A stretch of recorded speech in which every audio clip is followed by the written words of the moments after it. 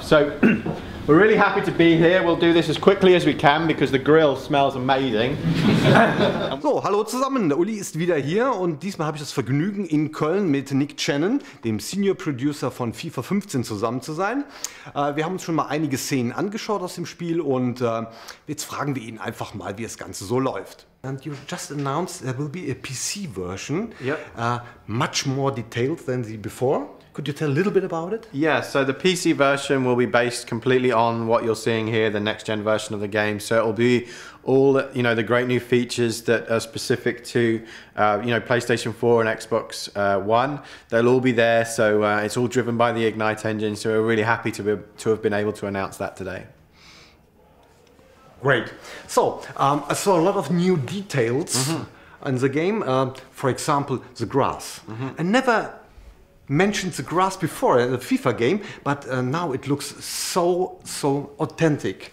You could tell a little bit about how do you do these things? Yeah, so now within the, if you look at the grass itself, which is just one part of all the new visual stuff we're doing, we're now actually tracking every footprint that the players make, all the players on the pitch, which is, quite the undertaking, and you can only do with these, sort of Gen 4 consoles. And so what we do is looking, and as the players turn, do they make a mark on the pitch? Should it bring up a bit of mud? Is it raining? Is it dry? What kind of mark that should be? So we're looking at all of these things. If a player slide tackles, you'll see a slide mark on the pitch as well.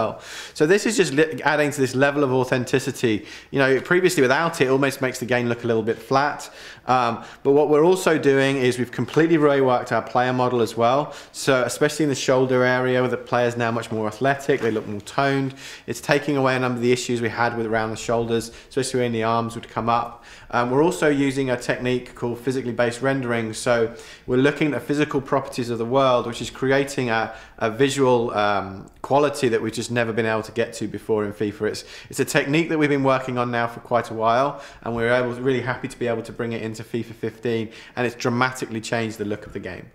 How do you get more emotion from the game? You could tell a little bit about it? Yeah, so I mean, if you look at why we're putting emotion in the game, and ultimately football, in my opinion, is the most emotive sport there is. You've got home, you've got away fans.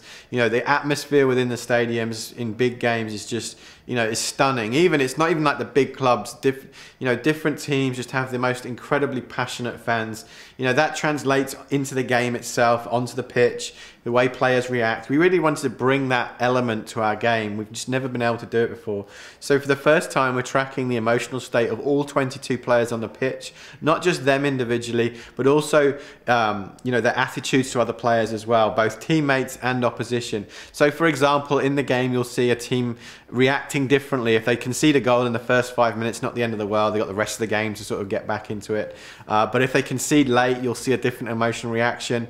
A player gets tackled hard by the same player 3 or 4 times in the game. He's clearly going to act differently, to that, if that's what would happen in the real world. And we wanted to bring that element into our game so that you as the player really felt that emotional connection to the team that you're playing with, but also within the crowd itself, creating much more personality within the great new 3D crowd that we have. You'll see a different style of crowd in South America than you would in Europe. You'll see, the cops singing You'll Never Walk Alone at Anfield. You see the yellow wall at Dortmund. So it's really amazing to bring this personality and create this level of emotion that we've just never been able to do before.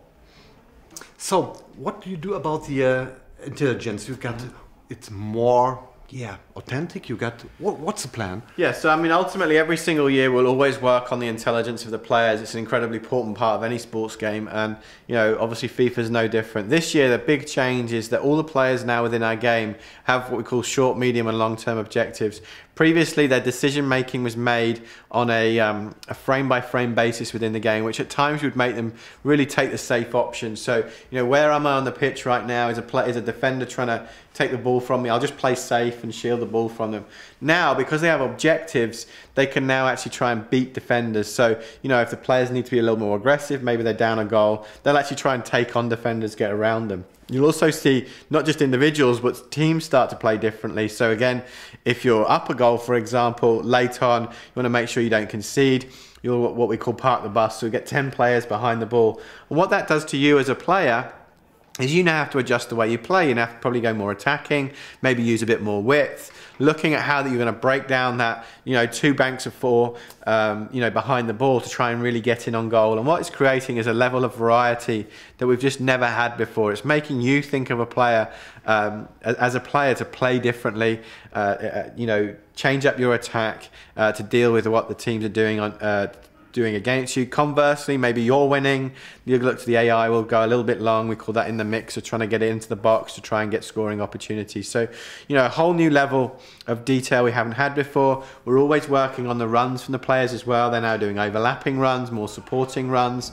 Defenders now are a little bit more intelligent, especially when they're one-on-one with an attacker. They'll just jockey to sort of get some time for cover to come in. So, a level of intelligence we just never had before, creating a variety of play, which is really exciting.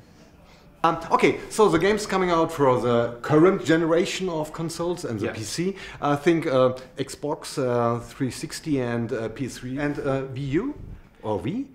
We're not talking about those any other platforms at the moment. There'll be an announcement on those at a later date. Later. Yes. There's a big difference in the visuals for 360 and Xbox One? Yeah, I mean, I think, if you look at the next generation of consoles, the processing power is just so much bigger than, than the last, generation. So it goes without saying there's a number of things here that we just cannot do on 360 or PS3, but I want to make clear that those games are seeing significant improvements as well. A lot of the gameplay things that we've talked about here today will carry down to the Gen 3 consoles as well. So we're really happy about the dramatic change in those consoles as well.